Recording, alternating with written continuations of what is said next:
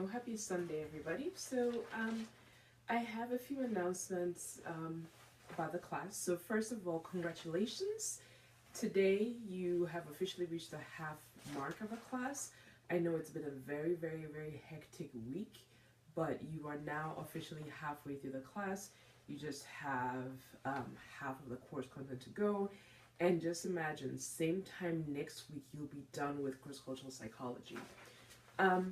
So a few comments that I want to make about the work that was due yesterday and the day before yesterday.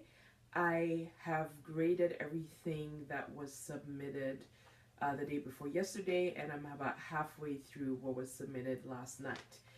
I'm noticing some language errors that I want some of you to be careful of. I know that in your haste to get things submitted on time, you may not have enough time to proofread, and so that could be part of the problem. But I'm also seeing some systematic language problems. So there's some of you who are confusing the plural of a word and its possessive, and that's something that I think needs to be addressed. So what I'm going to do is post a link on the class website which explains when to use the possessive and when to use the plural, because that's something that at the university level you shouldn't, those are not the kinds of mistakes that you should be making. So if that's one of your weaknesses, please work on that. Another thing that I've seen with a few of you is mixing up tenses. Please make sure that you stick to a tense consistently and appropriately in your work. So let's talk about cognitive psychology from a cross-cultural perspective, looking at the discussion posed in the notes that you wrote. A lot of you found certain things very interesting. The most common things were optical illusion and hindsight bias. In the section on gender and culture, one of the important things that was mentioned was the difference between gender and sex.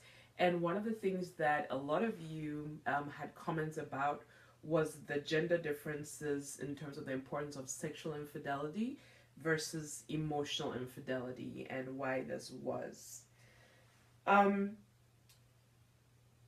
Stereotype, threat, and IQ was also another thing that people talked about.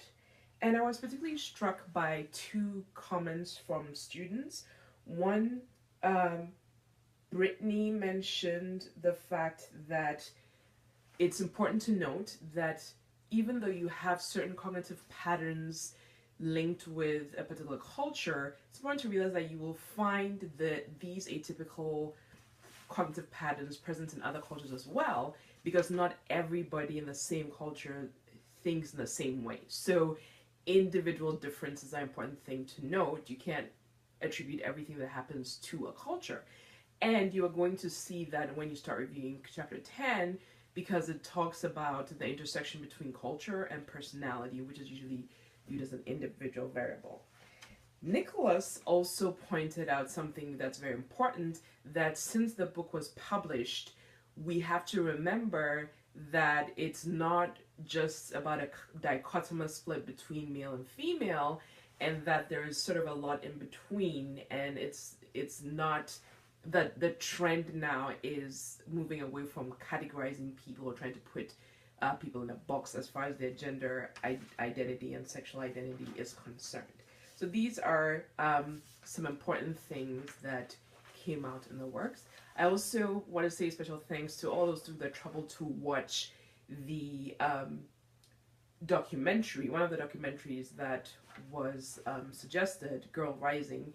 It's an interesting documentary. I know that it was very time intensive, and so I'm very appreciative that some of you made the time to watch this.